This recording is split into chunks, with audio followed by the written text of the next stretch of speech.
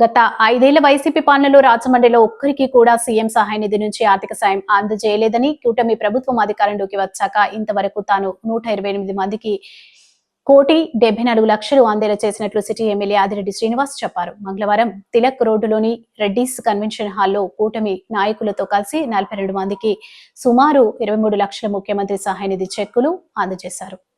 ఈ సందర్భంగా ఆయన మాట్లాడుతూ ఇంకా 46 ఫైల్స్ పెండింగ్ లో ఉన్నాయని, త్వరలో వాటిని కూడా శాంక్షన్ చేస్తున్నామని, కూటమి ప్రభుత్వం ప్రజల సంక్షేమానికి అభివృద్ధికి కట్టుబడి ఉందని పునరుద్ఘాటించారు. విద్య వైద్యానికి అధిక ప్రాధాన్యత ఇస్తున్నామని చెప్పారు.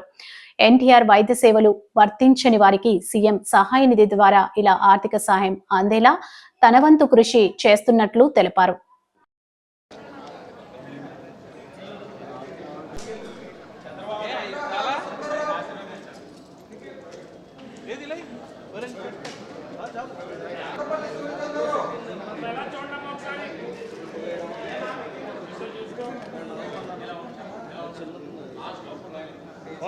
ముఖ్యమంత్రి సహాయ నిధి నుంచి ఆదుకుంటా ఉంది కూటమి ప్రభుత్వం.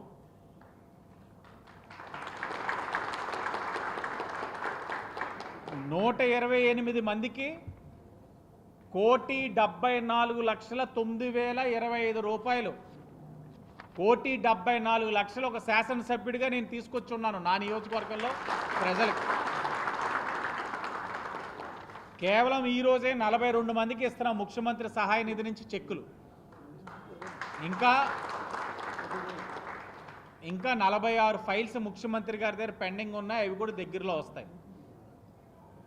ఒక్కటంటే ఒక్కటైనా గత 5 సంవత్సరాలు వైఎస్ఆర్ కాంగ్రెస్ పార్టీ వాళ్ళు ఇలా ఆదుకున్నారా? అది కాదా వెన్నుపోటు? ఇలా చెప్పుకుంటూ వెళ్తే అనేకం ఉంటాయి. తప్పకుండా కూటమి అభివృద్ధి సంక్షేమానికి ప్రాధాన్యత ఇస్తూ ఇచ్చిన ప్రతి హామీని నెరవేర్చే కార్యక్రమం తీసుకుంటాం.